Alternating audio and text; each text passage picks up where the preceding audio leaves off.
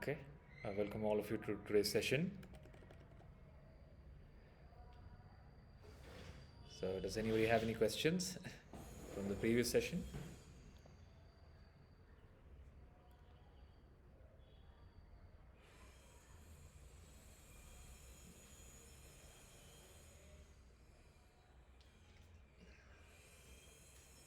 Amir, Mayuri, were you able to watch the previous session?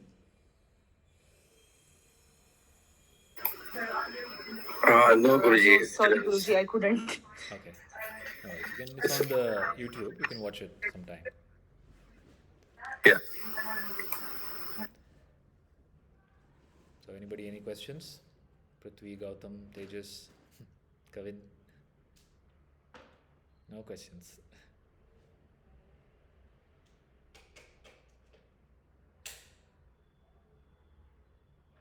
Okay, so today's session is computer science class on understanding uh, different variables, algorithms, virus, bugs, programs, okay, machine learning, how does machine learn, artificial intelligence, all in one class. Okay. So I keep uh, I keep telling a story about the three monks. Have you all heard from me the three monk story? If everybody knows, we can skip it. Everybody knows? I don't think I remember. I don't know, Guruji. Okay. So there are three monks, and the three monks are there uh, in the forest. They are sitting by a river. They're in deep meditation. Then one of the monks, he opens his eyes and he uh, he screams out, "Oh my God! I forgot to dry my clothes." So they're sitting in front of the river. There's a river flowing in front of them, and their hut is on the other side of the river. So then he tells, "Oh, I've forgotten to dry my clothes," and he walks on the water. He goes on to the other side. He dries his clothes, comes back walking on the water, sits in meditation. The second monk, he says, "Oh, I forgot to feed the animals." So he also goes, walks on the water. He goes on to the other side, comes back walking on the water, sits in meditation. The third monk, he now is filled with jealousy. Okay, so he says, all he knows that they are also my brothers. So we all of us started sadhana at the same time. Okay, but this person, they have some advanced realization in sadhana. They're able to walk on the water, and I am still not able to walk on the water. Now, if I don't walk on the water, then there's a clear division that they are better than me. So he has to now walk on the water. So he also sits in meditation. He does some breath practices, some chanting. Then he tries to walk on the water. He falls into the water. Again he comes back. Again he tries. Okay. Now, and he keeps doing this relentlessly.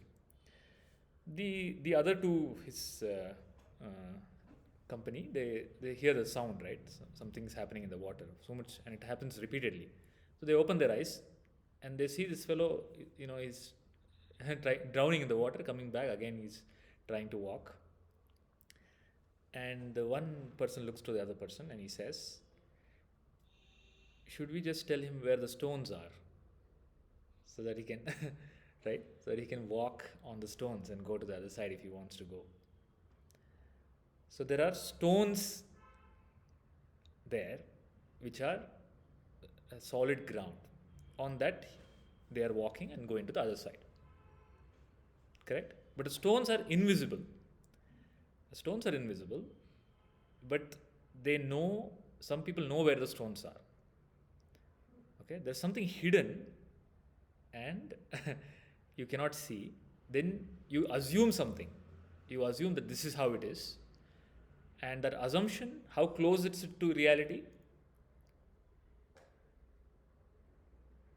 Common sense, if you use, okay, there must be some logic to this magic, that there should be some stones.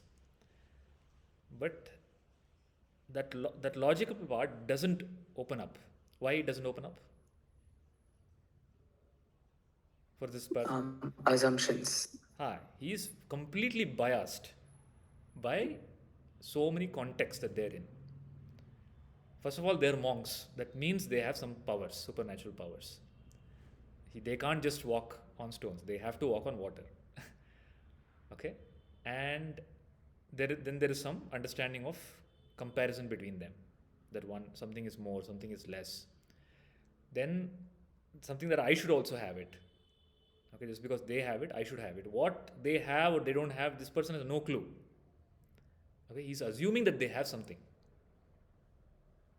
Okay, does it sound familiar?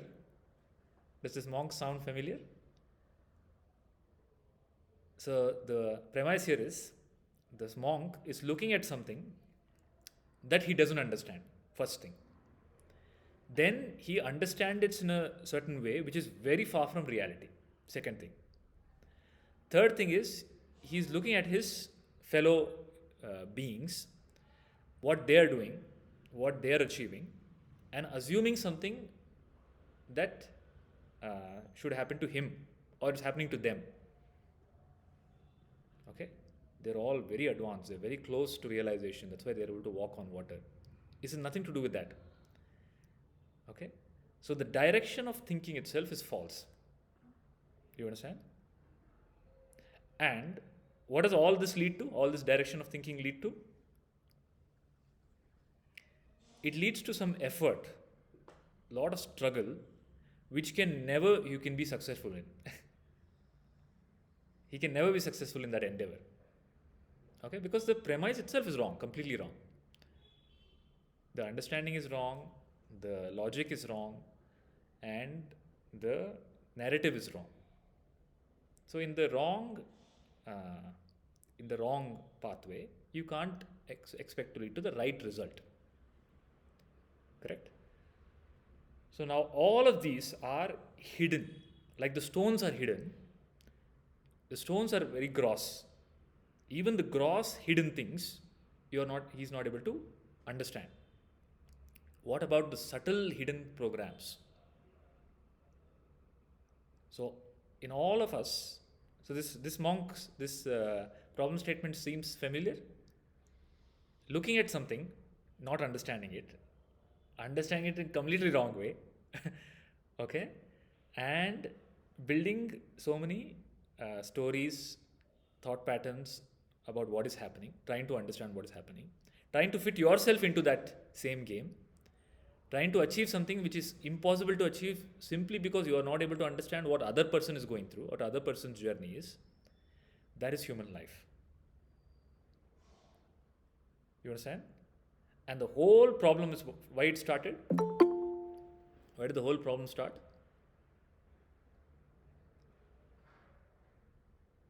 The assumptions that the person makes. The whole problem started with comparison. Okay. You took an external reference who has nothing to do with you. Okay, has nothing to do with your experience. You took that external reference and tried to recreate that for yourself. Panaji, you just joined now. I'll just quickly recap what we were telling. We just started. So we were talking about a story wherein there are three people, three monks. They're meditating. In their meditation, the two of the monks, they're sitting in front of the river. They walk on the water. They do some work on the other side of the river. They come back walking on the water and sit in meditation. The third monk is jealous that he also needs to be able to walk on the water. But he tries, he fails, he cannot walk on the water. Then the other two, they reveal that they are actually stones in the water on which they are walking on, which this person doesn't know. And he keeps trying to walk on the water. So here, the understanding is, this is human life. Human life is, we look at some outer world which we don't understand, which we can never understand. Why we can never understand it?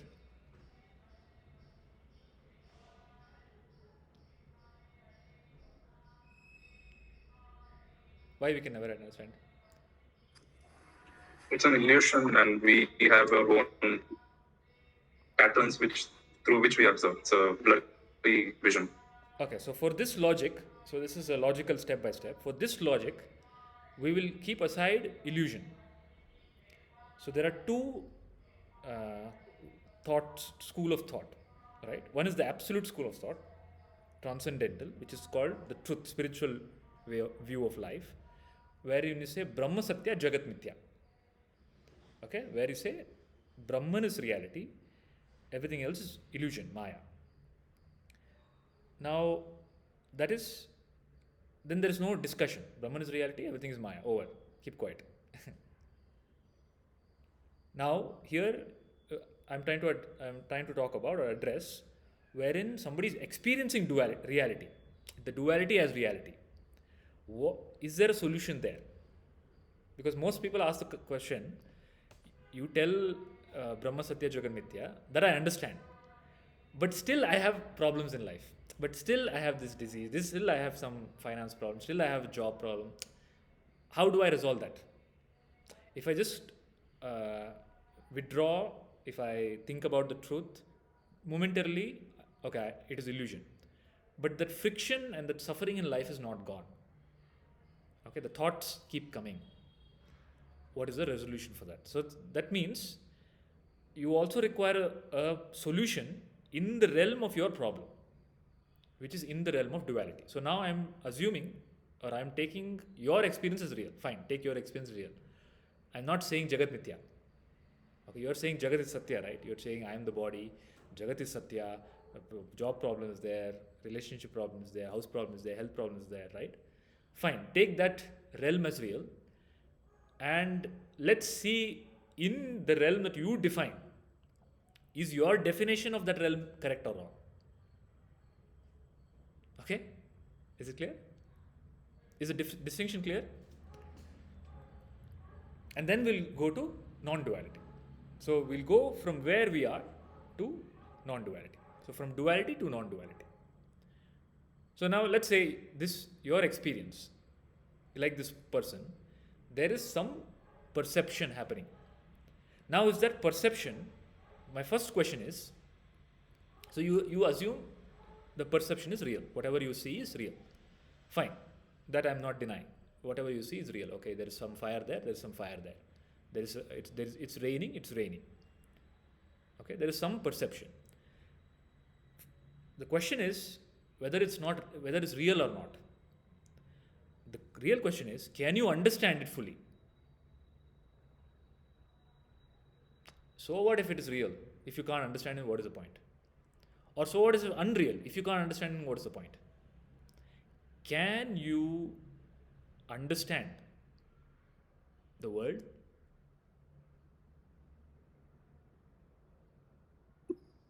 I think no. I'm not telling can science understand or can this understand, can that institute understand, can Nobel laureate understand. Can you understand the world? Yeah, I mean, not fully, never. Like, Okay, give me a percentage, no? probably zero.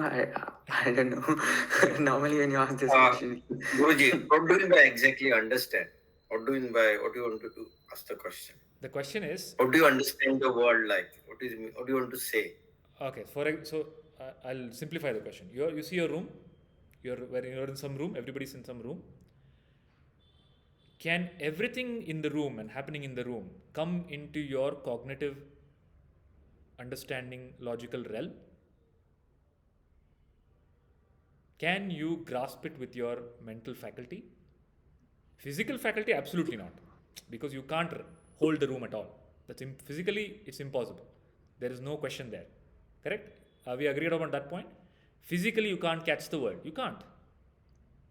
No matter how big you become, you will never be bigger than a room. Correct? Physically, you can't catch the world. It's impossible. Mentally, can you catch? Forget the world. Your room that you're in. Can your room come into your conscious understanding? Is the question clear? I would say no, because No, wait. things are constantly changing. I just want to understand, is the question unclear? Amir, is the question clear? So let's start. Give me a percentage, Yeah. everybody. Give me a percentage. Kavin, give me a percentage. Through mine, no, Guruji. How much percentage of your room you understand? Zero. Huh? No, Zero. zero. Okay. Yeah. Prithvi? Maybe less than 10. Less than 10. Tejas? I mean, I can understand what's in my room, why it's there. Okay. How much But percentage? I guess 80%, 80%. 80 to 90. Okay. Radhika? 0% because I cannot understand what's going on in everybody's mind. Okay. Forget mine. There are no people in the room. Then? 0%. 0. Okay. Grama Sitaram? Prasadji? I think negative, Guruji. Negative. The problem is negative. It's positive itself is imaginary. Negative is next level imaginary number. Okay, Amir, how much percentage? I think around less than 10% might be. Less than There's 10. few things I can able to understand, not everything. Okay, Pallavi ji. Sorry, Krishnaji, what is the question, please? The question is, you're in some room right now, right? You're in some place, right? You're in a room, hall, room, somewhere. How much of that, how much of what you perceive can you understand with your conscious mind?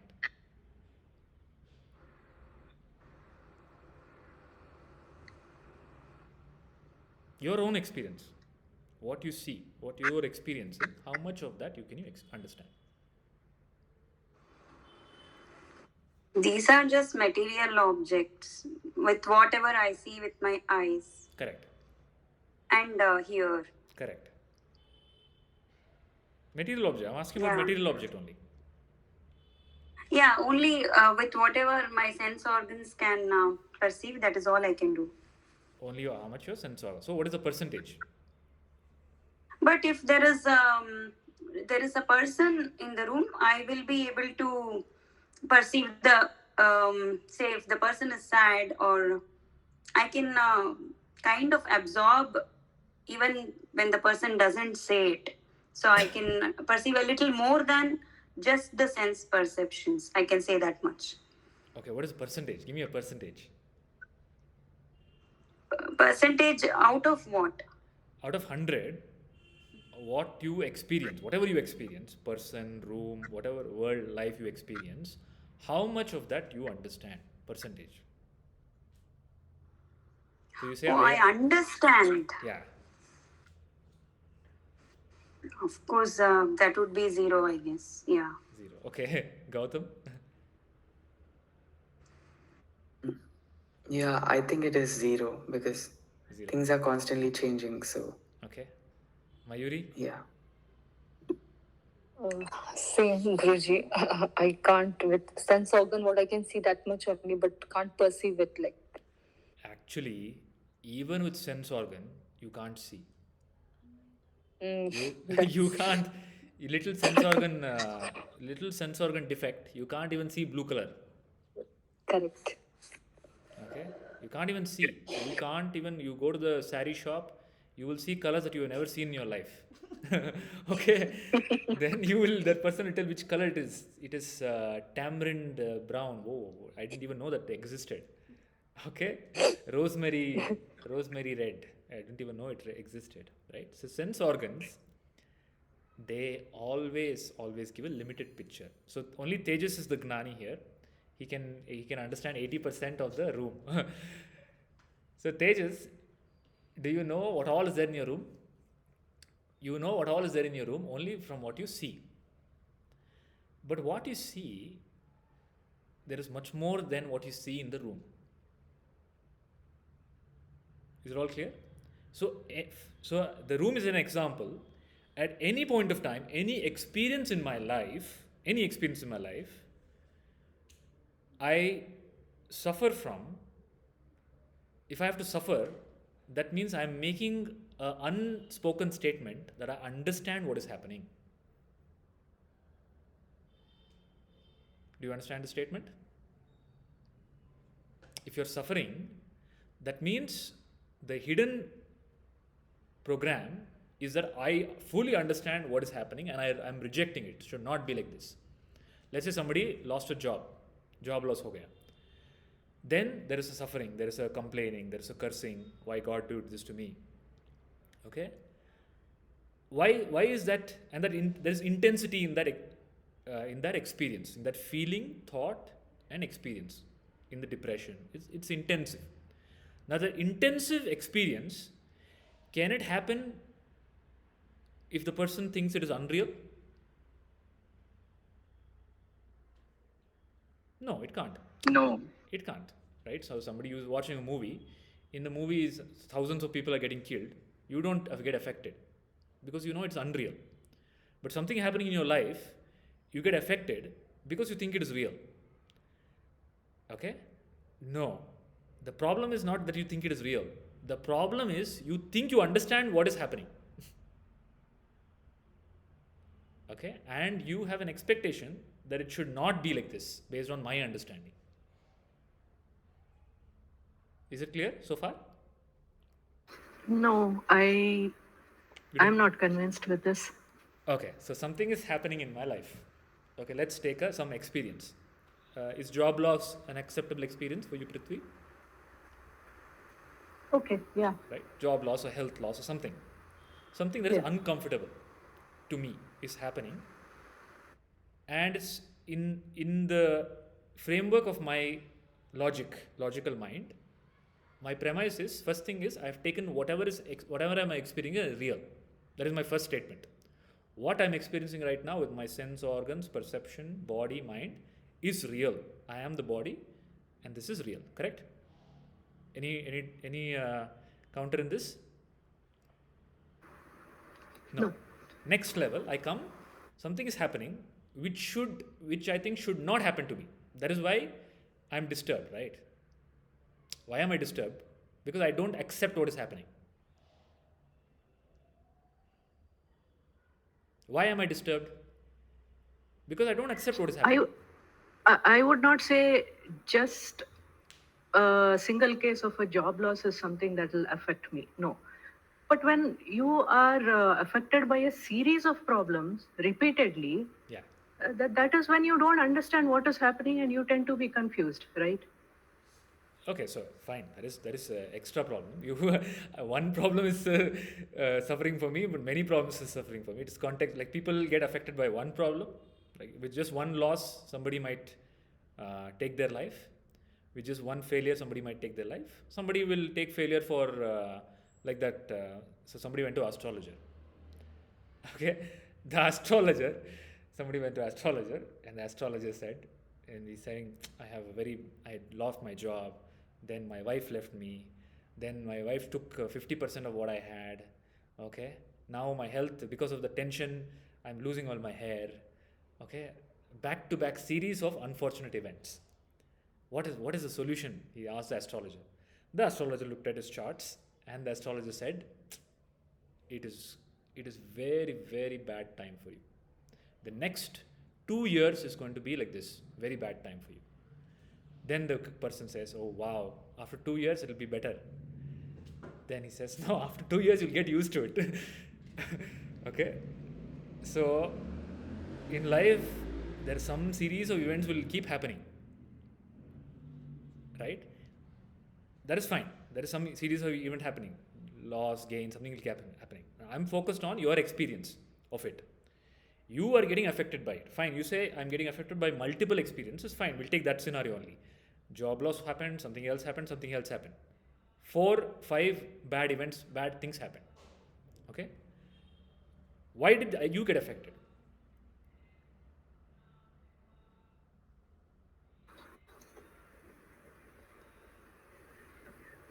Because it disturbs me. Because Why it disturbs you? I'm not able to grasp what is happening to me. Because it is no. You are not able to grasp. That you are not saying. that you're saying now after the class. In earlier premise, you say, I understand life, and in my understanding of life, this is unacceptable, this cannot happen. No, what does it mean when you make the statement, I understand life? Okay, so let's say you have a job loss. Okay, Okay. one of the unfortunate events. Okay. You think you have some understanding of what is happening, some understanding, but that understanding, how much is it? How much percentage is it of how much you? So there's an experience of job loss. How much of that experience do you understand?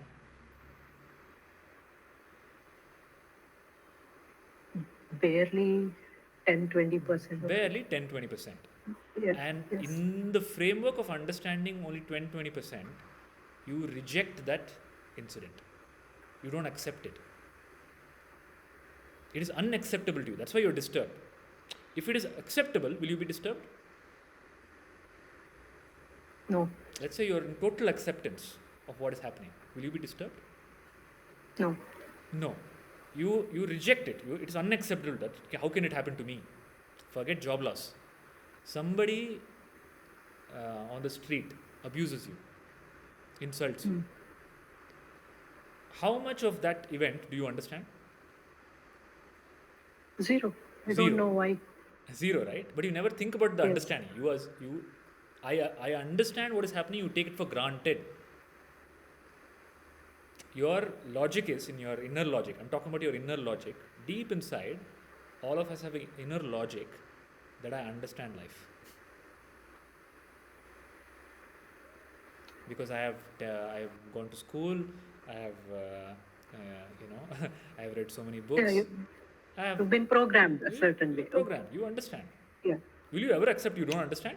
In the workplace, do you accept that you don't understand? Sometimes. Sometimes. Do you accept that you don't understand?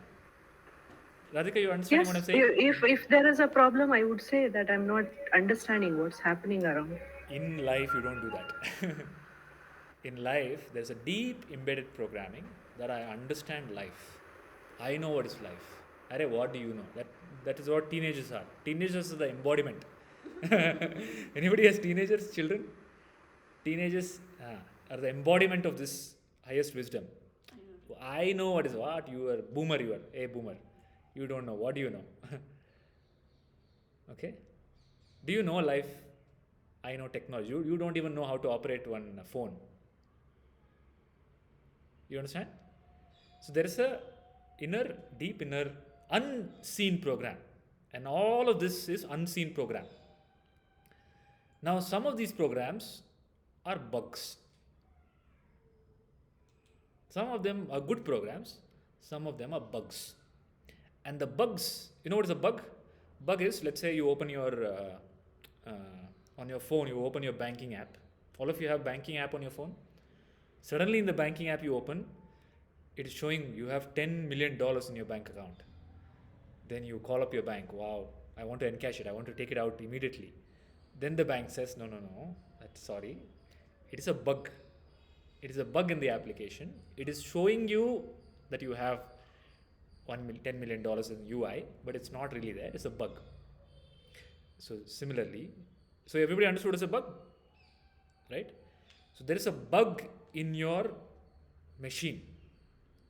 This is a machine, exactly like a computer machine, and it runs on programs. There is a fundamental bug and there are many fundamental bugs. Each of them I'm going to unlayer right now. The first bug in your current experience is that I understand what is happening. And that is taken for granted. You never question it. And that is why your reaction is immediate. All of you get angry? How many of you get angry? Rage? Anger? Okay? So, when you're getting angry, that means you're saying something triggered. Anger is because something triggered you, right? And of course, without trigger also you can get angry. That is a different, for that you have to go to the doctor. So, you have a trigger, you get angry. So the trigger, the unspoken statement is, I understand what is happening. Is it clear? So my question is, do you understand? Do you understand life? Without understanding life, how are you reacting to life? How are you being disturbed? Because you assume I understand life. First thing. First bug. Is the first bug clear? Okay, let's debug the first bug.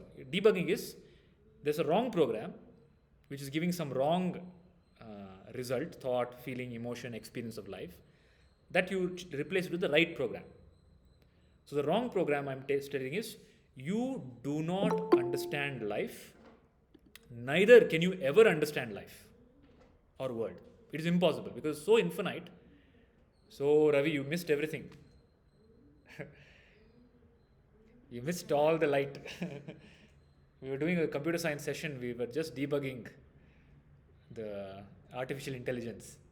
You missed it. Okay, so Ravi is the scapegoat now. How much of life do you understand, Ravi? How much of? How much of your experience in life do you understand? You have experiences in life? Yes. You're having an experience right now? Some experience right now? Yes. You're in some time and space?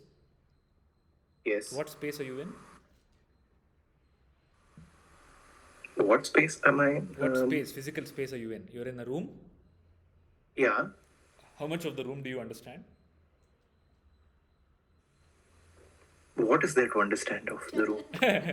So whatever you perceive in the room, right? Yeah. Whatever is in the room, seen, unseen, can it come into your conscious understanding?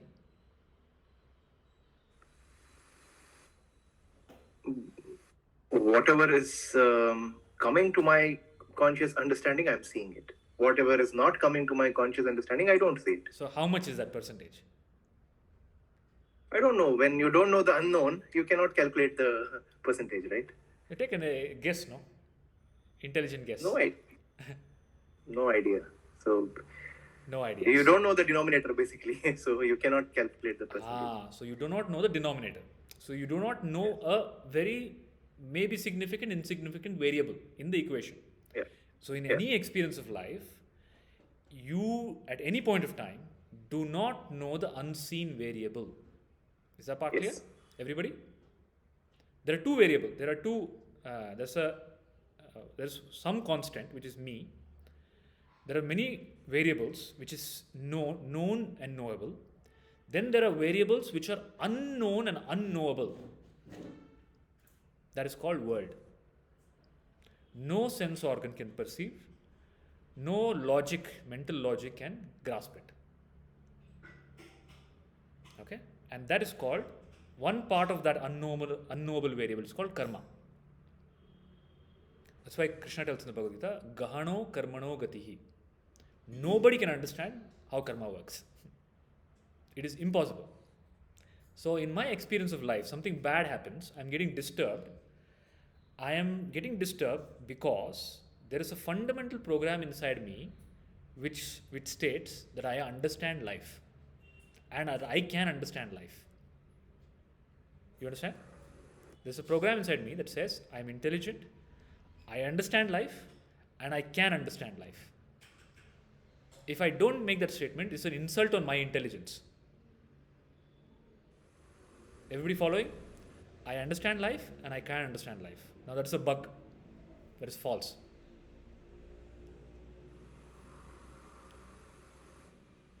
Anybody disagrees?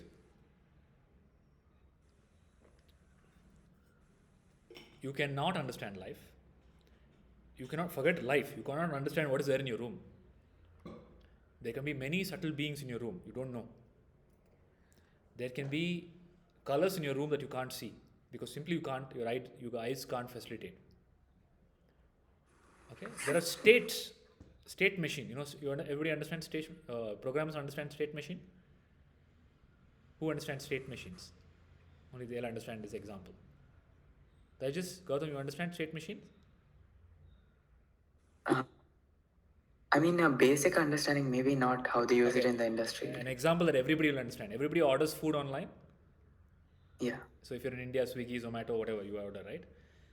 Deliveroo, all that. So there is a state, different states. There is a order placement state, then there's a restaurant acceptance state, then there's a payment state, then there's a delivery partner collected state, then the delivery partner comes to you and delivers state. Okay? So every present moment is a state machine.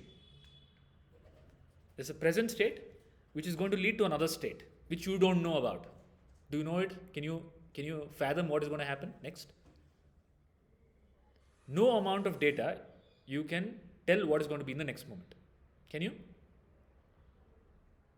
And with no amount of data, can you tell what happened in the past? You can only see some experience that came in contact with you. Somebody abused you on the street. Then you come back home. Then you start crying about it. You have only a fraction of that incident. Why that happened, what led to it, what was the karmic force behind it, what were the 1 billion cause factors behind it, you don't know. But you are the one who suffers. I should not have gone out. Today is Grahana, today is what eclipse. The astrologer told me not to go out, but I didn't listen to his voice. I went out and I got abused. Okay? You make some understanding of something happened in life, you try to reason something, okay, because of this. But can you ever understand why something happened to you?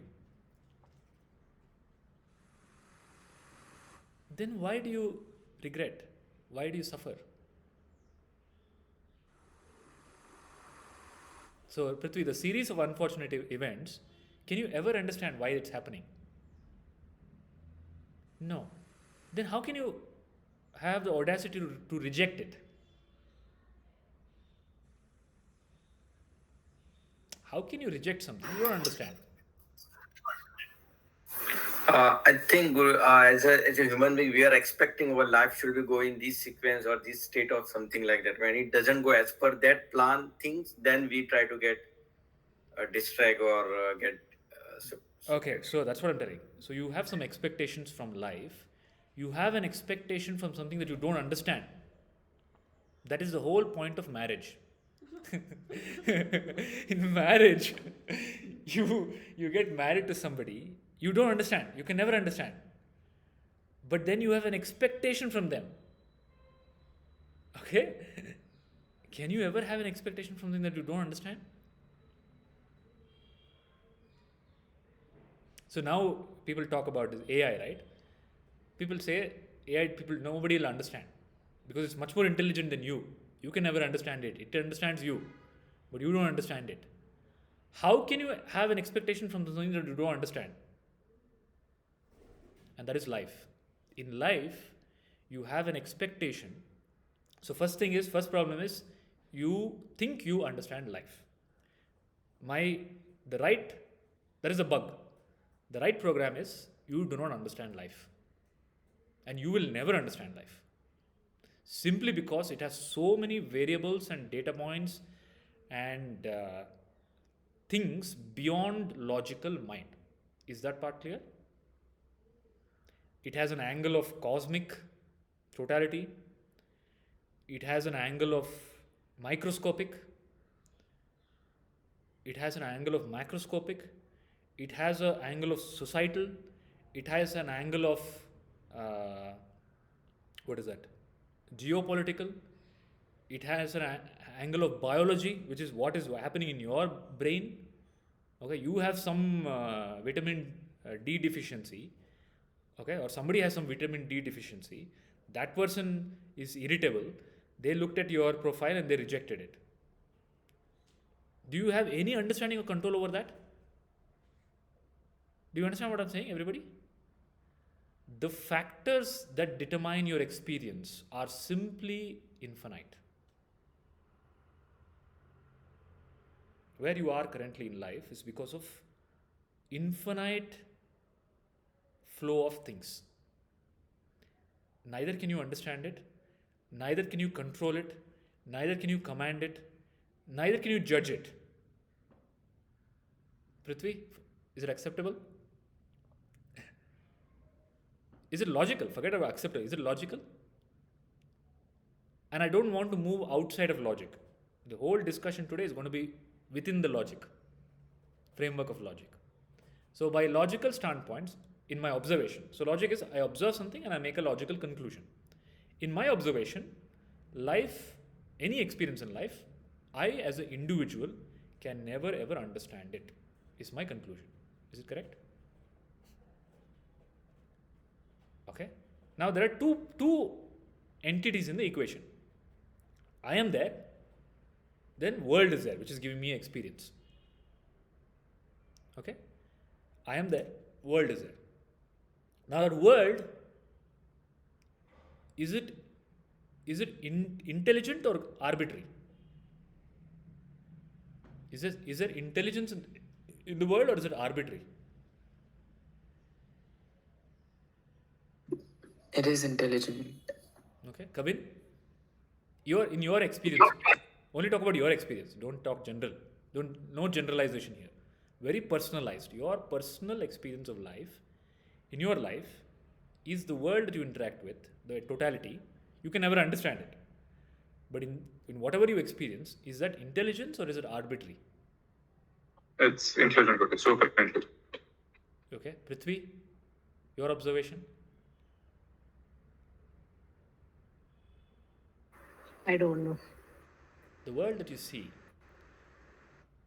is there some order or is it arbitrary? The sun rises in the east every day, or it keeps changing like your mind? There is order. There is order. Tejas, arbitrary or intelligence? There is like a bit of both, right? There is a bit of both. But is the order ever disturbed by the chaos? No. There is order. So in There's a the bit of it. how 19 years you're 19 years old? 20. Huh? 20 years. I'm 20 now. In the 20 years that you have lived on this planet, has a planet ever been collided with some other planet? Not yet. Not yet. Okay. So has the sun taken off leave day, sick leave, casual leave, any day? No. Has oxygen decided, okay, today I will not oxidize? Has the atmosphere decided, I will not atmosphere today? Today I'm not feeling like atmosphering. Let me stop atmosphering today. No? Has the gravity decided, too much I'm holding people? I don't want to be so attached. I want to be little detached. That is gravity. Anything happen? No. No. Okay. Radhika? Intelligence? Yeah, the universe that I see and interact with, intelligent, but then I would say it is as per its nature. It's as per its nature, and it's very precise, and it's total, and it's intelligent, and it's infinite. Okay? And that is called as Paramatma or Ishvara or Bhagwan. So in today's discussion, for today's programming class, I will use it as Bhagwan. The terminology I use is Bhagwan. Okay? So Bhagwan, it is Bhagwan, Lord, Ishvara. Okay? Or Ishvara. Take the word Ishvara. Ishvara means Lord. Now, does Lord understand it? You don't understand, is it clear? So can you all make the statement? I do not understand part or whole. Can you all say that? I don't understand part or the whole of life. Neither can I ever understand. Prithvi, acceptable? Because we can't move. Yes, that was the first statement I made. I don't understand life. You don't understand. Okay, very good. Yes. So you have all of you have to stop me where I'm changing the going to the next step without resolving the previous step. Okay. The first step is I don't understand life. I can never understand life. Second thing is, in my experience of life, there are two parts of the equation. One is me as an individual, and there is a totality. Okay. The totality is intelligent. And that intelligent totality is called Ishvara. Lord, Bhagwan. And Bhagwan understands. Bhagwan is all knower, all understanding. If I ask the same question to Bhagwan, do you know what is in the room? Do you understand it fully? What will be the answer of Bhagwan? Of course I do. I know more than you. I know more so much that you can't even understand the answer that I give. Okay, that's why Bhagwan will not even acknowledge my question. He'll keep quiet. Because what will he say? Whatever he says, I can't understand. I have a limited brain. Okay? So it's like the hand trying to catch the space. It can't.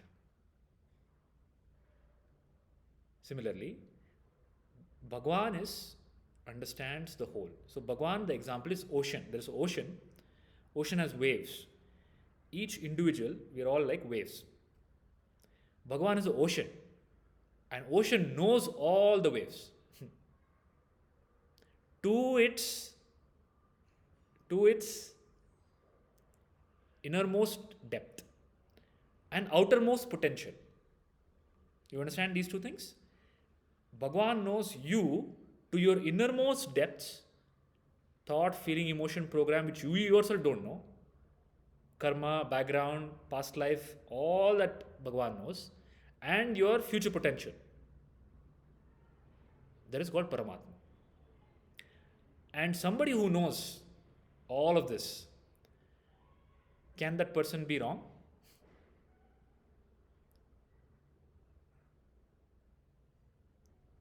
Not person, it's wrong to call person. Can that Bhagwan be wrong? No. But there is a program inside you that Bhagwan is wrong. Life is wrong. It's giving me all these experiences. How can God do this to me? He is wrong. How can God give me series of unfortunate events? He is wrong. How can God give to that person and not to me? He is wrong. How can God allow this? How can Lord allow the massacre happening? How can Lord allow this crime happening? How can Lord allow something else happening? He's wrong. Okay? So what is the second program that you have? First program is I understand life. Second program is life is wrong. The master of the world is wrong. I know better. because many things didn't go as per I wanted. So the correction. So the first program I have resolved. Everybody in sync with that? I do not understand life. I can never understand life. So next time when something is happening in your life, some experience, please realize that what is happening, I do not understand it. The moment you say I understand it and should not be like this, that means you've gotten into the trap of the program. Bug. You've gotten into the trap.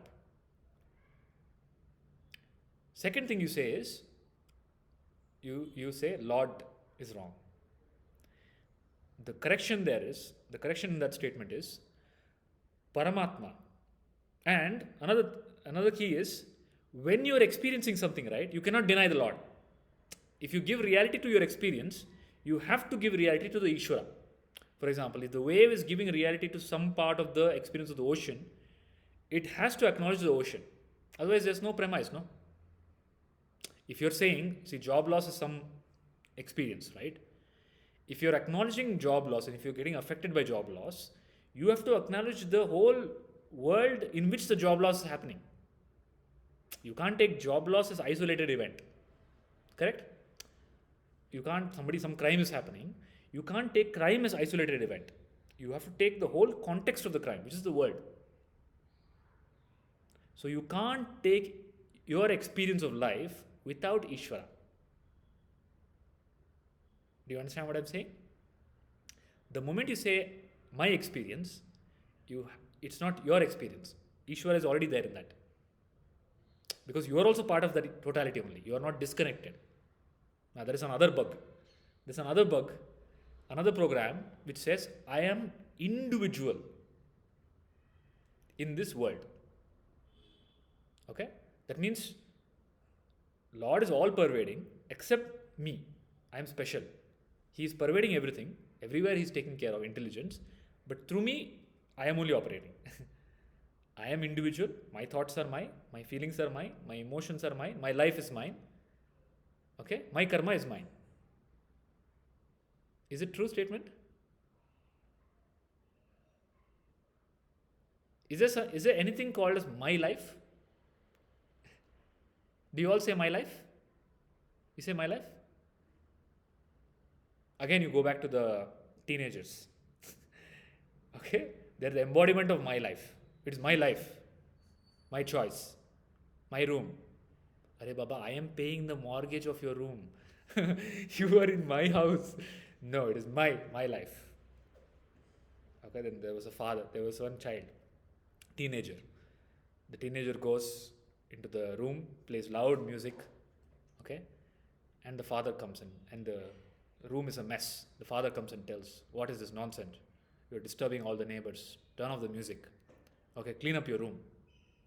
The teenager says, no, I will not do it. It is my room, my will. The father says, it's my house. Then the teenager says, then you only clean up the house. It's your house. So, our subconscious mind is like this. It has some weird logics. Okay? It is my life. As if you are controlling everything in your life.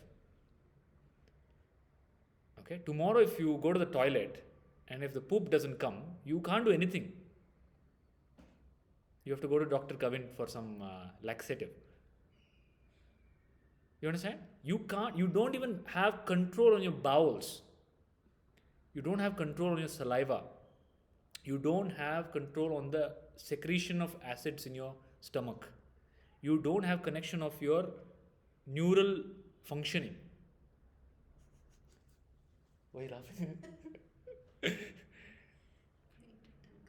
Brain. So people don't have connection from their brain to tongue. Okay, and this you're calling is my life? What is your life? Tejas, is it your life? No, Guruji. The thoughts that you have is from society. Some society dumped some garbage inside you that you call as my thought. Your parents and the totality gave you body that you call as my body. Okay? Then in life there is some flow of life that is happening, which is a total event. Ocean is doing some dance, and you say, call it as my experience. Do you see the absurdity of it? Ravi, do you see the absurdity of it? Something is happening in totality. Okay, without a totality it will not happen. Something in totality, somebody invented aeroplane, somebody paid the bill, somebody built the airport. Then you went to Germany and you tell, I went to Germany. It is my experience, my choice. Could you have done anything in this life without the support of totality? You can't lift a finger without support of totality. Okay? So your life is not your life. Your experience is not your experience. But you interpret all of this however you want, and then you suffer. And then you complain, oh, why is God doing this to me? You understand? God, Bhagwan, is never wrong. That means, whatever is happening in my life, what does it mean? Whatever is happening in my life? It's more than perfect. Is more than perfect. It's perfect. Okay? When you say Paramatma is right, Lord is right, then there is total acceptance of what happens in life. Is this statement acceptable to everybody? Lord is never wrong. Paramatma is never wrong. He can't be wrong. The moment you reject this part, the moment you reject Ishvara, then what happens is, then you are in a hopeless situation. You go into a downward spiral. And there's no saving you from that unless you hold on to the liberating faculty called Paramatma.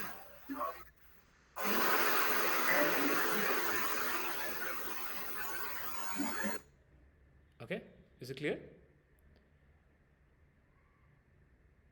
So far is it clear? So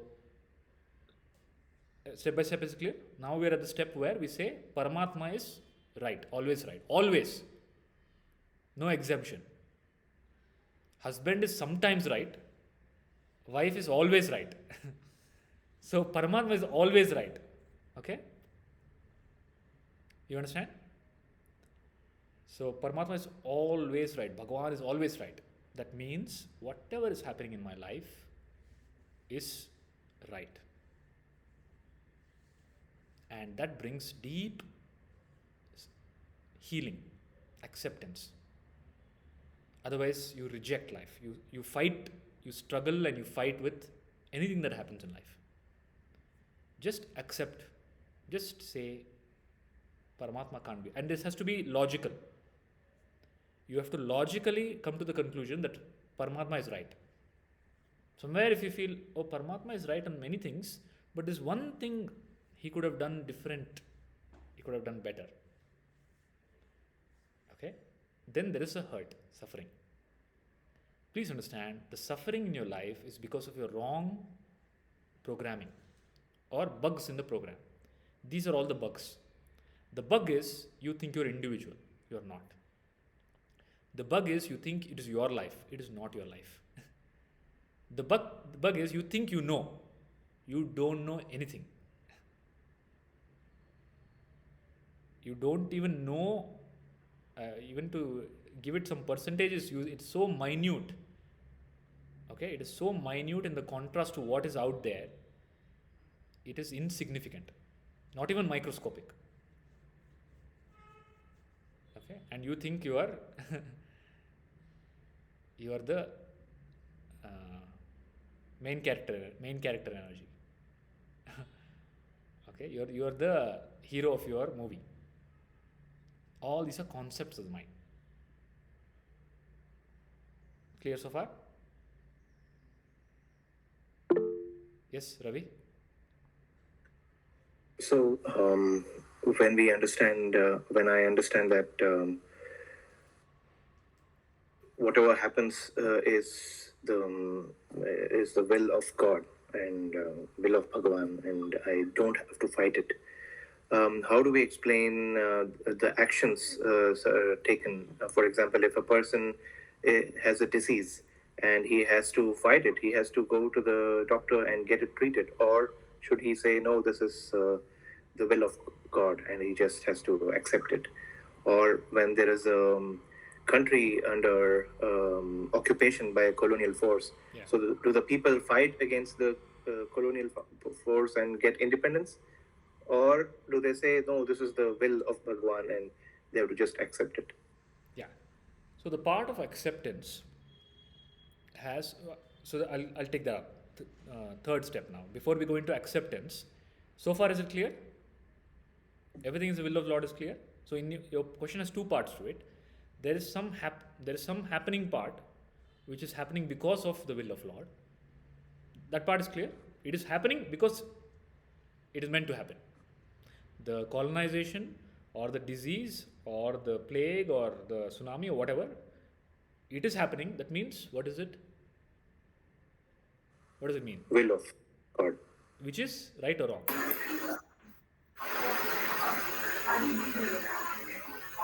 Even the some crimes which is really hurting as a human being or anything, that also supposed to happen by the so that's what I'm telling you. I'm splitting your question into two parts. There is a happening part, there is an individual your response part. Okay, now I'm first talking about the happening part. Something is happening, war, abuse, crime, event, it could be catastrophic event, something is happening. Will that happen without the will of Lord? Yes or no? No. If it is happening, that means it is will of Lord. Is it right or wrong? It is right or wrong? Ravi? If it's will of Lord, then it has to be right. It has to be right. Correct? So far is it clear, everybody? Everybody aligned? Now, next time when you see the newspaper, whatever is happening, It is already happened. That means this is the right thing to happen. Now, second part is something has happened. What am I supposed to do? Okay. Now, second part is what is my role in it? So, my role. This is the key point of programs. Okay. If something is happening, you will respond depending on your bug. Okay, depending on your program, or depending on your alignment with Ishvara. Your response comes either from program behavior. So let's say there is some call, give me one example out of your question, Ravi.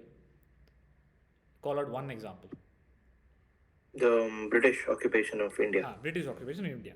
So British occupied, there's a colonizer who came and very unethical ways, very brutal ways, colonized. Okay. Now, as an individual you can't do much, no? As an individual, you can't solve the problem. As an individual, you can contribute to either the problem or the solution, or you can be neutral. Now, you will do any of this based on what runs inside you. If you are full of programs, uncontrolled, biases, blind spots in fear and survival, you will suffer, okay, because of this incident. Otherwise, you will take somebody who is more in tune with Ishvara, will maybe sacrifice their life for the totality.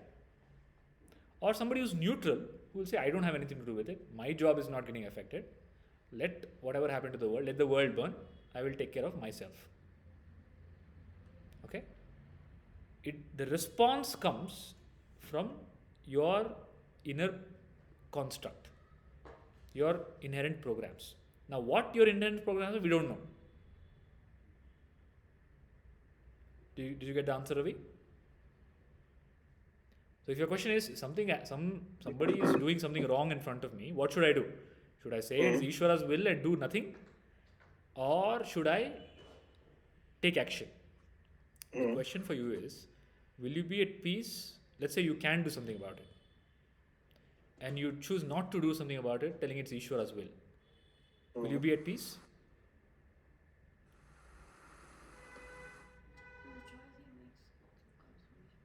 I'll come to that. Will you be at peace?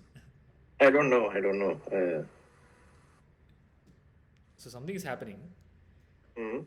You have no choice not to accept that part. So the principle is, accept what you can't change as Ishvara's will. First statement is, accept what you can't change as Ishvara's will. So something happened in life, you can't change it, it's already happened. Accept what you can't change as Ishvara's will, and accept it knowing that Ishvara can never be wrong. Is that part clear? Whatever happening has already happened, it is Ishvara's will, I can't change it. If you don't accept that, your entire life you will go on thinking, oh, I should have changed it, I could have done this, I could have done that, to change it. It is just waste of energy. Then second part is, do what you can to change it. Whatever you can change, do what you can. Then you are fighting against the will of the Lord, right? No, that is also will of the Lord. That change that is happening through you, for example, Bhagat Singh rebels against the British, that is also will of Lord, no? Why should only British coming to India is will of the Lord? Freedom fighter also is will of the Lord, right? Why are you keeping a one-way street? It's two-way, no? So you do what you feel is right. So that's the... At that moment, that's another thing. That's another problem. What you do, what you feel is right. That feeling, from where is it coming? What do you know? Is it coming from Ishvara or is it coming from your programs? Ultimately, there can only be one source. It has to either come from your program or from Ishvara. So the more evolved you are, the more your decisions, actions, words will come from Ishvara. Otherwise, for an Agnani, it will always come from program. And that will continue the momentum, karmic momentum. So do accept what you can't change what you can change. In our case, we don't do what is required and we reject what is happening. That's the worst case scenario. You don't accept some job loss. First of all, you don't accept it. You say Ishvara is wrong. He should not have done that. To me, at this point of time, when I have mortgage, okay, he doesn't even know that I have a mortgage. At least after I finish my mortgage, I should have taken my job. Okay, you reject what is happening, and you don't do what you're supposed to do. Instead, what are you supposed to do then? Complain or take right action? Take the right action. And why is the event happening? Why does any experience happen in your life?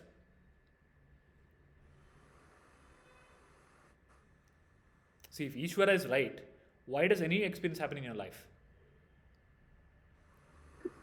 Because Ishvara willed it. Because Ishvara wanted it to happen. Why? I It might be evolve as a good person or to evolve as a good human being or something like that. If Ishvara is right, Part of karma. no, if Ishvara is right, whatever is happening in your life is to awaken you. It's for your growth. Is that part clear? Whatever is happening in my life is for my growth. So if a challenge is present in front of me, it is right. It is happening because I have to grow out of my programs. And it's not going to be easy. It's not going to be easy to fight. The British coming to India, it's not going to be easy. There's going to be a lot of death, lot of lives lost, suffering, everything is going to happen. It's going to be very bad. But it will invoke the strength that you didn't know you had.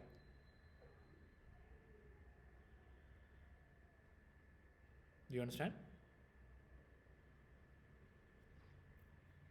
That is why it's said, according to modern statistics, there's a billionaire class. There's a billionaire class in the world, the wealthy class in the world. The wealthy class's contribution to the world has been almost insignificant. Their contribution is only to increase their wealth.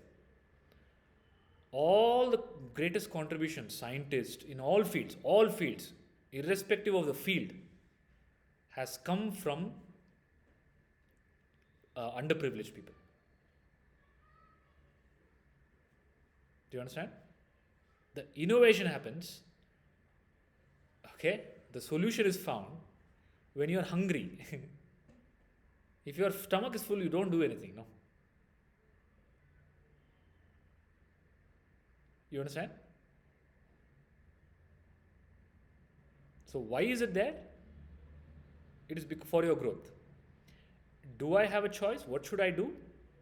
You have a choice. Either you can go by your programs, you can reject it, you can complain, you can suffer. And all of this you will do when you don't acknowledge the Isvara aspect in your life. In your own experience, which you have given reality to, you have given a selective reality. You have only given reality to what you choose to give reality. And you don't give reality to Ishvara. That is the fault in your logic. So if you're giving reality to your experience, also give reality to the Ishvara. Otherwise, there is another approach called truth. In the path of truth, you say everything is Maya. Non-duality. Nothing is happening. Nothing is happening. There's no world only. What job loss? Okay? That is the absolute standpoint.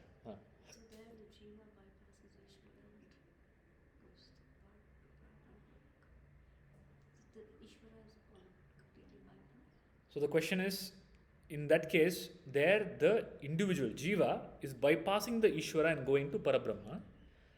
The answer is, there the Jiva is getting dissolved. Then then there is no concept of Ishvara, no concept of Parabrahma, no concept of Jiva. That question is still in the realm of Jiva only. The moment Jiva is dropped, no more Parabrahma, no more Ishvara, all that merges into one. That bypassing also is still, see, if you have to say there's Parabrahma, Ishvara, and Jiva. If I take the non-duality path, I'm jumping into Parabrahma directly. That is still from the reference of Jiva, no? That is still from the reference of duality. The moment I cross over duality, if I say non-duality, then there is no logic of saying I bypassed Ishvara also. The wave, when it recognizes it is water, then everything, ocean also gets absorbed into water. It can recognize water directly without recognizing the ocean, is what I'm saying. It can, so can the wave recognize water directly without recognizing the ocean? The premise is the wave can never recognize the ocean. I recognize knowing is being, right? It can only know water, it can't know. And by knowing water, it can know the ocean. It can know Ishvara. Can the wave know the ocean? It can't. Wave can be water. As water, it knows Ishvara, in essence.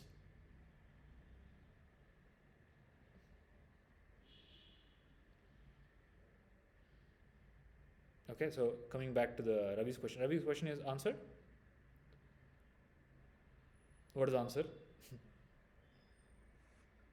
Whatever you feel like doing is also the will of Lord. So whatever you want to, or whatever the I want to respond in the situation or react is also considered as either could be coming from the program or also could be coming from. Yeah, if it comes from the program, you will suffer. You will choose to suffer. That is also your choice. Otherwise, you will be in tune that this is the best I can do with my limitations. Then the action will be more prayerful, and the action will be, and that action that will happen in tune with Ishvara is called Karma Yoga, wherein you will take action without an expectation of this is what should happen. Because you will tell, I will do my best, whatever happens will be Ishvara's will, and it will obviously be right. Okay, so I will do my best. That is in my control. Whatever is in my control, I will do it.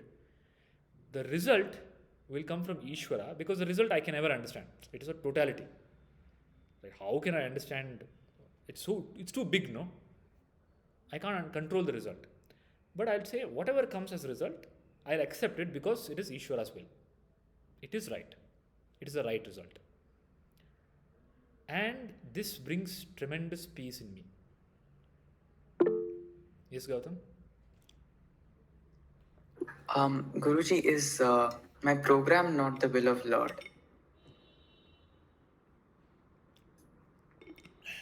Is my program not the will of Lord? In the absolute sense, everything is the will of Lord. Yeah. In the absolute sense, everything is the will of Lord. So even if my program is Even making me action, coming to you and even me coming and telling you have a program, go out of the program is also will of Lord. Yeah. Okay. So that's the answer for you. So this is not a generic answer. It's a very specific answer. It's not an absolute answer. The absolute answer is everything is will of Lord. No doubt about it. Even the program. Yeah. Even the terrorist is will of Lord. Okay. For you, you have a program. If you're asking the question, okay, anyway, program is also will of Lord, I'll continue with my programs. Now you can't do that. No, I'm not saying that. Because I've already intervened and told wisdom. Wisdom is also will of Lord. So now you have a choice. Okay. You either choose wisdom or program. Yes, Ravi? So adding on to Gautam's question. So program is Maya, and recognizing the program or Maya and getting out of the Ajnana is also the will of God, right? So absolutely, everything. Maya is also will of Lord. Moksha is also will of Lord. Yeah. Until Lord wills, nothing will happen. Especially moksha. Okay. You can get something in the world, go and catch something in the world. You can't catch Atmagnana. It has to come. The Lord has to grace it. Okay, so what is the bug list now? Can somebody call out the bug list? First bug? I understand the world. I understand the word. What is the right program? I don't actually understand the world. I don't understand anything. So Yeah. let's say in safe zone. I don't understand anything. कुछ भी नहीं पता मुझे. Fine, take it. I don't know anything. Anybody here still confident enough to tell I know something? Prithvi, you know what is happening in the world? I don't know anything. Okay, but it's not hopeless situation because Ishvara knows. Okay, am I connected to Ishvara or am I disconnected? Second thing is I am connected to Ishvara. Ishvara or Bhagwan is the closest, even closer than the body. Please understand. Bhagwan, Paramatma is closer than the body to you. Okay? The closest is the body. The closer than the closest is Bhagwan.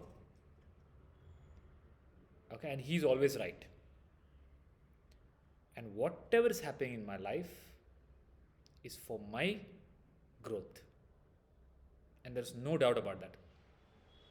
Absolutely no doubt. It's not for your degeneration, it's for your growth. Okay, your inner growth. And I accept whatever happens in my life as Lord's will. And the part where I have to take action, I do my best. Okay? And my best also includes understanding what programs are running inside you, becoming free from that.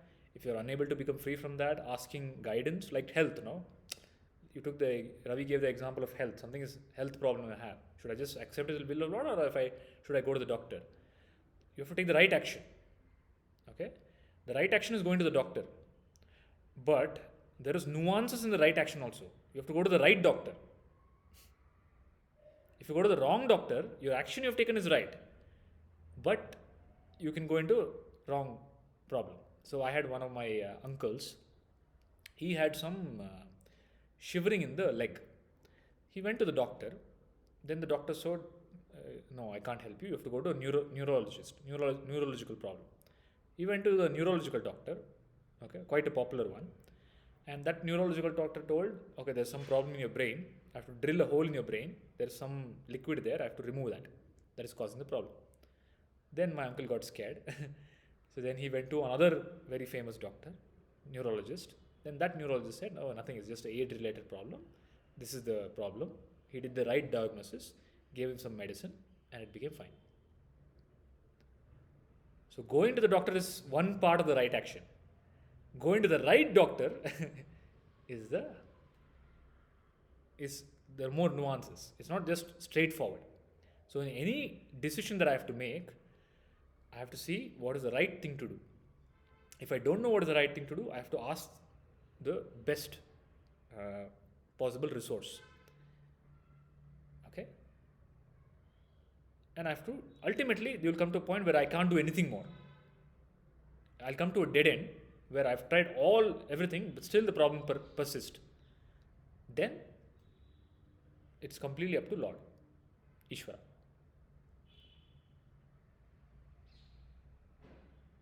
Okay?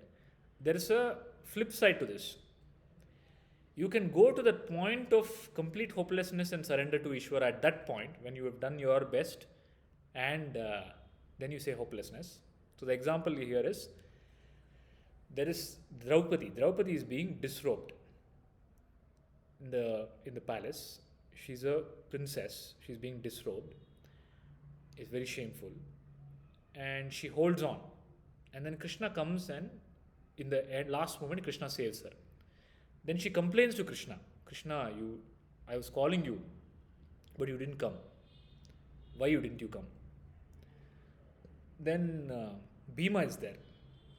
Bhima tells, I'll answer this. Then Bhima has the sword. Okay? He throws the sword in the air and he puts his head down. And then Krishna immediately comes and stops the sword. Then Bhima tells, this is how Krishna comes. This is how Paramatma comes. I was in total surrender. Both my hands were locked. I was okay. If my head is going to get cut, it's the will of Lord. If I'm going to live, it's the will of Lord. It's 1 or 0 scenario. Okay? But Draupadi is not 1 or 0, it's 0.5.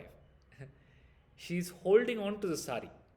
Okay? And in the last point, she lets go, both hands. Then she says Krishna, then Krishna comes. So, many times in life, if the total surrender has happened, life will be a flow of a series of miracles for somebody who's totally surrendered with this gnana. Then there's no doubt Bhagwan will come or not. Okay? Then you see the solution, the problem arising, solution arising, problem arising, solution arising. Okay? Otherwise, if still somebody is stuck in various levels of programs, there is a struggle. There is an effort, then there is a failure, then there's a correction. That is also part of growth only. That is also happening because because Lord wants you to cross over certain things consciously. You understand?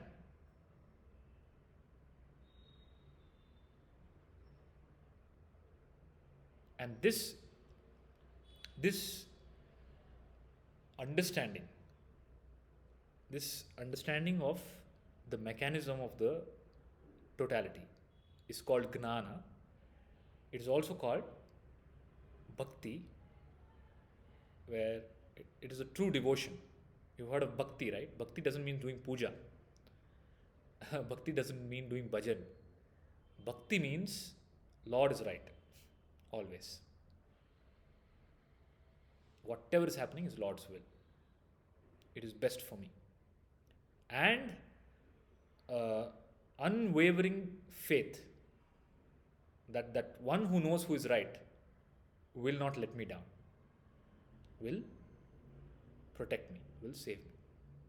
That is called bhakti. That is called surrender.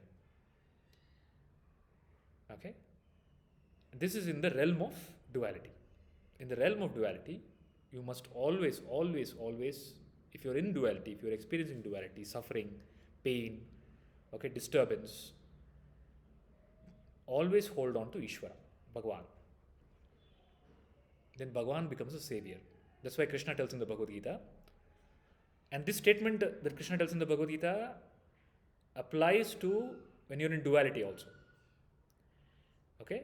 He says, repeat after me, Ananyas Chintayanto Mam Ye Jana Pariupasate Tesham Nityam Abhiyuktanam Yogakshemam Vahamyaham. Krishna tells in the Gita, Ananyas Chintayanto Mam. Whoever thinks of me with Ananya Bhava. Ananya Bhava means deep understanding of the truth that whatever is happening is Ishvara, Lord. And I'm connected to the Lord. Ananyas Chinta. Chinta means, Chinta is worry. But behind the worry can be program or Paramatma. Worry is fine. I have some worry, which is I have some job loss worry. But I know that, okay, I'm not alone in this. Something it's meant for me. I don't know why it's meant for me. It is meant for my growth. Maybe I'll understand it in the future. But Lord is there to see through this. Ananyas Chintayanto Mam Ye Jana Pariupasate. Upasate means those who think of me. Upasana. Upasate means it should not be ninda. It should be upasate. Upasate means glorifying. You can do ninda. You can complain. Lord is such a fool. Lord is you can abuse Lord. People abuse Lord. You can abuse the Lord. Or you can do stuti. So you have to do stuti. That is why Jesus Christ, when he was crucified, it is extremely, extremely natural and easy for people to do abuse. When your hands are bleeding, when you're in such pain, tortured. But he doesn't do that. Even in the worst situation, he says, they don't know what they do. Please forgive them. Okay? That is called upasate. Even in the worst situation, he's doing upasana. Upper, higher, not lower. Okay? Tesham nityabhiyuktanam. And this is a promise. Now is the promise part.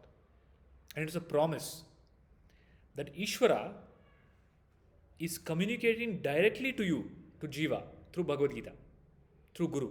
That's why I said Ishvaro Guru Atmeti. Ishvara directly speaks to you through Guru, through Gita, and makes a promise.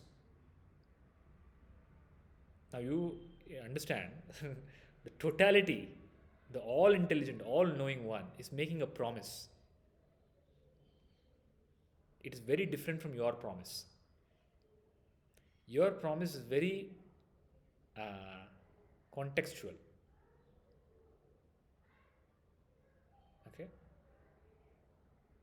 So I promised my wife before coming to, we were in Ireland, before coming back to India, I promised on the flight that I will quit drinking tea.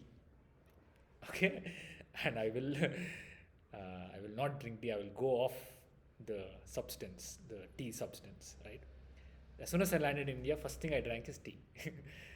So our promise compared to Lord's promise, Paramatma's promise, and Paramatma's promise is Yoga Kshemam Vahamyam. Yoga means whatever you don't have, whatever is required for you, whatever is your growth, prosperity, bhukti, success, okay, abundance, wisdom, guru, satsang, that is called yoga. Yoga means getting what you don't have. Kshema means whatever you have, protecting. Yoga kshemam vahamyaham. I will take care of all your needs. That is the promise of Lord. Okay? So, the life lived in surrender, when you are still holding on to the world as real, then you need to hold on to Ishvara. At the same time, if you are fortunate, those who are fortunate to have a guru, that same Ishvara will appear as a guru, as a Karana guru in your life to give you Atmagnan. As Ishvara cannot give Atmagnan. To give Atmagnana, the Ishvara has to embody as a Karana guru. Okay? The same Ishvara embodies as a Karana guru to give Atmagnana. That's why Atma, Guru and Ishvara are one and the same. Okay? Now if the Guru is of the highest order, the Guru is purified, pure, Shrotriya, Brahmanishta, okay, and tremendously purified. Then there is no Guru there, there is no person there. It is Ishvara only speaking. There is no in-between entity. The words, actions coming out of that body-mind is direct Ishvara speaking. That's why I say Ishvaro Guru Atmeti. So when you bow down to the Guru, you're not bowing down to Guru. It is directly not to the person. It is directly Ishvara. Any doubts? So you realized what all bugs you have, and you have many more bugs. I don't have enough time to talk about your bugs. All wrong understandings, all wrong thinking. That is the problem in life. One right thinking is enough to live a beautiful life. Just this one right thinking that Ishvara can never be wrong. Ishvara is right. That's enough for your entire life, actually. You don't need anything.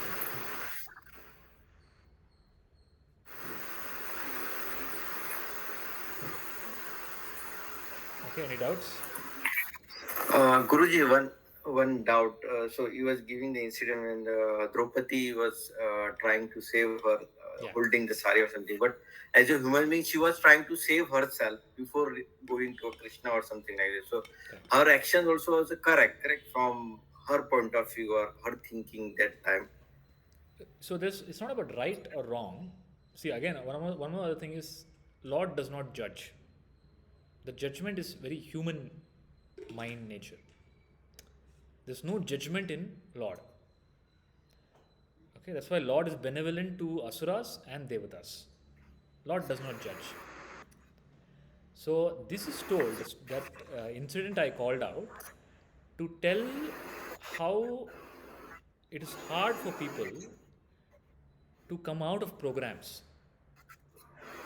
The contrast is given between Bhima and Draupadi is that Bhima lives in total surrender. Bhima is supposed to, in the example, Bhima is supposed to be a Gnani. How a Gnani and Agnani live is the contrast shown. For a Gnani, it is total surrender. So much so that even if the life goes, so I'll give you an example. So Mata Amritandamayi, at a very young age, when she was very young age, around teenage time. So by then she had already started becoming very popular in the hometown, and people used to come and spend time with her for meditation and bhajans. So her family was very, very against it. So her brother it got to a boiling point that her brother got one friend, Gunda, with a sickle to threaten her. So at that time, the Gunda threatened her, if you don't stop all this nonsense, you're bringing shame to the family. Like people do honor killing, no? Honor killing. Like that, it's like an honor killing. And they were ready to kill her. Okay, no big deal. So they wanted to kill her. But then she said, she just closed her eyes. Zero resistance. No screaming, help me, save me, fire, bachao, nothing. Total surrender. Ishvara. Ishvara will take care of me. If I'm meant to die by this person's hand, she told that person, if I'm meant to die by your hand, so be it. And she just closed her eyes. Then that person tried to kill her, took a shot at her to kill her. And then he started vomiting blood and he died. Okay, he died in the hospital, but he was taken to the hospital and Amma nursed him. And then he died in the hospital. That is the Gnani, total surrender. Okay, a very evolved person is completely in surrender, no matter what happens. No, how do I say, preference in outcome. You understand? That is Bhima. Draupadi is still, something should happen right to me. You understand? So you're saying so one part of surrender is, Lord, I surrender to you as long as you make what I want happen. I will worship you as long as you give me what I want. Here, Draupadi is, if it is Lord's will for me to be disrobed and humiliated in front of all people, so be it. But that's not her attitude. But that is the attitude of a Gnani. A Gnani is, so when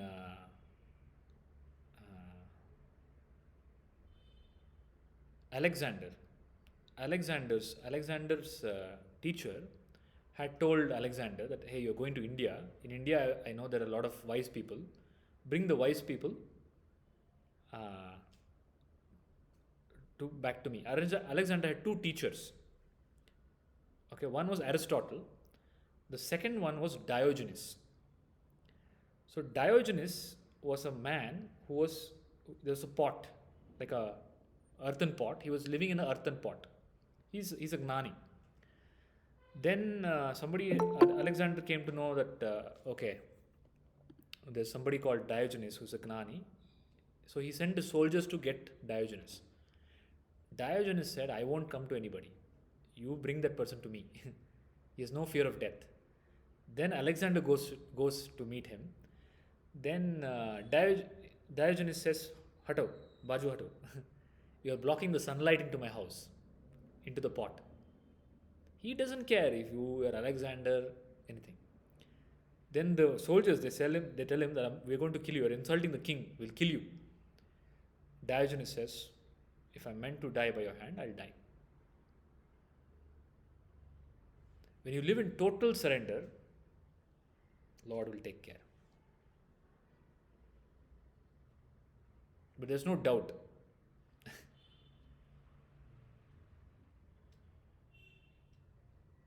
The difference is clear. The illustration of the story is clear. The story is to highlight Bhima as total surrender and Draupadi as progressive surrender. The two paths. There's a progressive path, there's a direct path. The direct path is because of Gnana. The progressive path is cleaning, purification, pure. That is the path of yoga, bhakti. Okay? What more debugging should we do?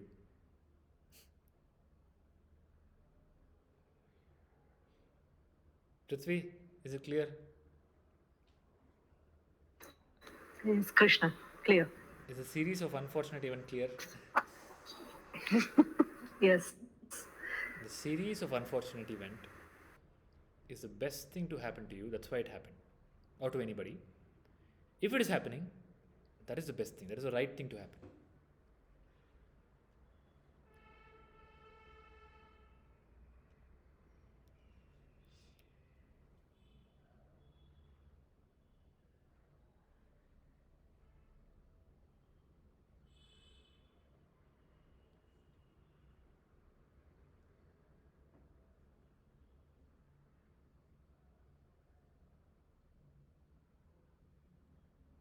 It's like this. Our mind is closed. Our eyes are busy looking at aesthetics world. Our mouth is busy eating all the food. Okay? Then ears are busy listening to complaints. Our own complaint, other people complain. How will God enter? There's no opening. Everything is closed. That is why Lord enters through the wounds. Okay? The wounds in life are a blessing. The hurt in life is a blessing. Lord enters through the wounds. Poor guy doesn't have any way to get inside.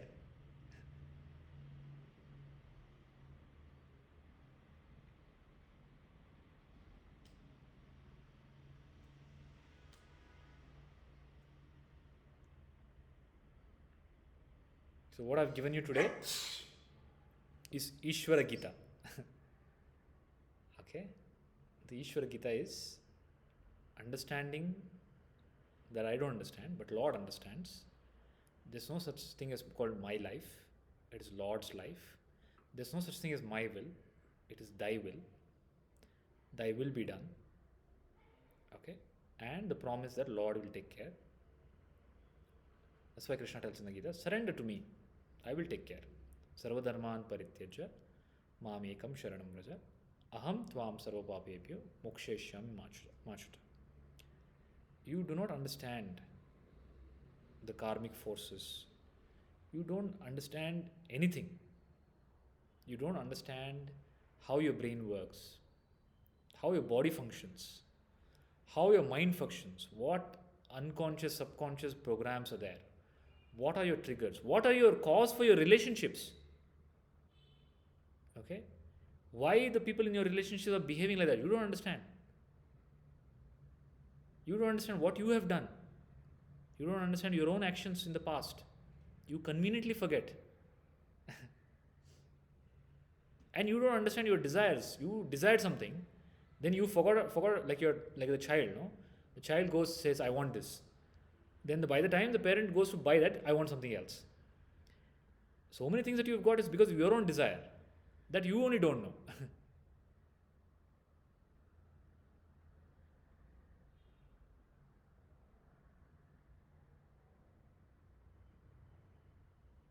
And ultimately, Lord is to blame.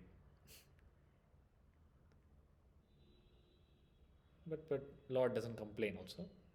He's so compassionate that He listens through all your complaint and abuse, patiently waits.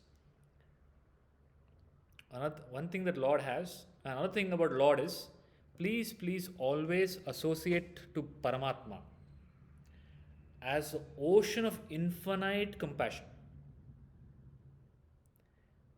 Okay? The persona of Paramatma. Don't make into a dictator. Are you understanding what I'm saying? He is like mother, divine mother, not dictator. Not there to punish you, to to make you suffer.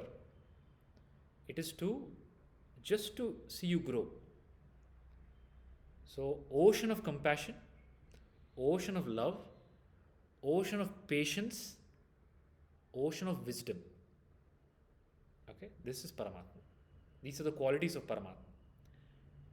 Ocean of love, ocean of compassion, ocean of wisdom, and ocean of patience.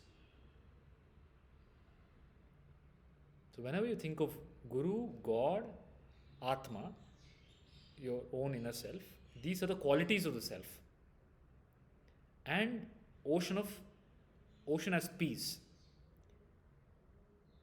Shantakaram is a nature of peace, love, compassion, benevolence, patience, and wisdom. That is Bhagwan, Paramatma.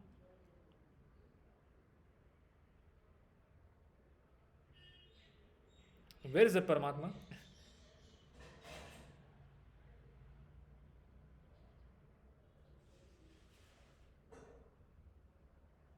Everywhere.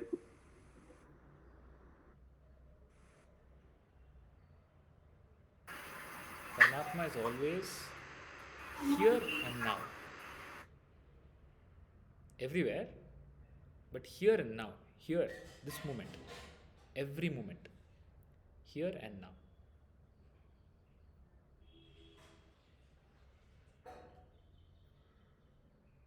So may that Paramatma, Bhagwan Vishnu, Narayana, bless all of us, bless the entire world. Repeat after me. Om Mangalam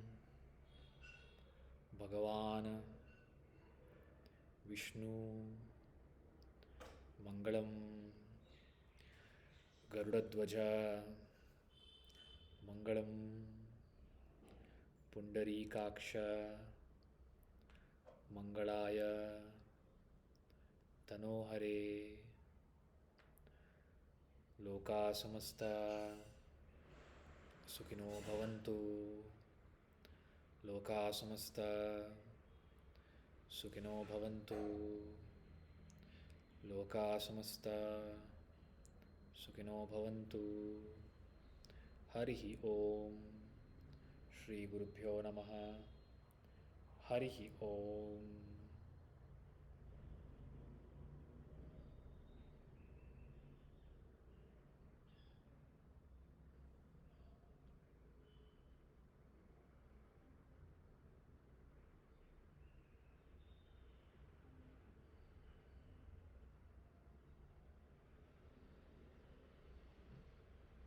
My pranams to all. If there are no more questions, we can close for the day.